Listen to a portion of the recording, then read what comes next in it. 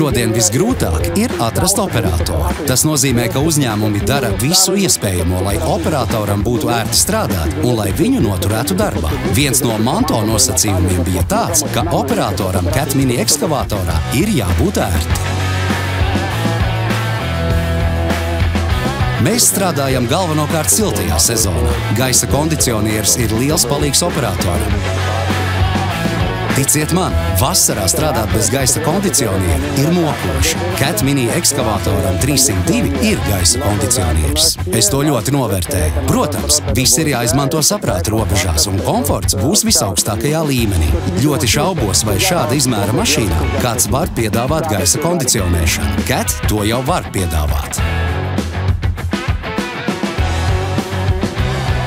Ja esat to redzējuši, operatora kabīne nav vienkārši kabīne, bet gan kabinets, kurā viss ir tikpat moderns kā vieglā automašīna. Viss ir veidots tā, lai operators justos ērti.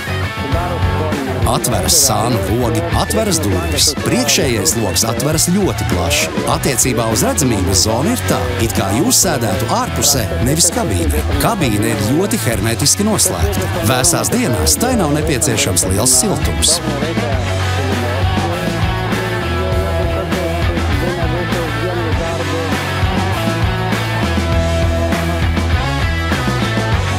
Man ir muguras trauma, un es varu uzslavēt sēdekli, kas pielāgojas manai mugurai. Sēdeklis ir patiešām izsmalcināts. Es sēžu kā vieglajā automašīnā. Sēdeklim ir drošības jostas, kas ir ļoti noderīgi.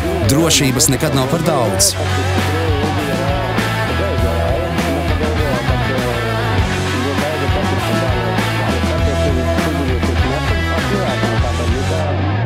Kas liečia saugumą, jo per daug niekada nebuvo.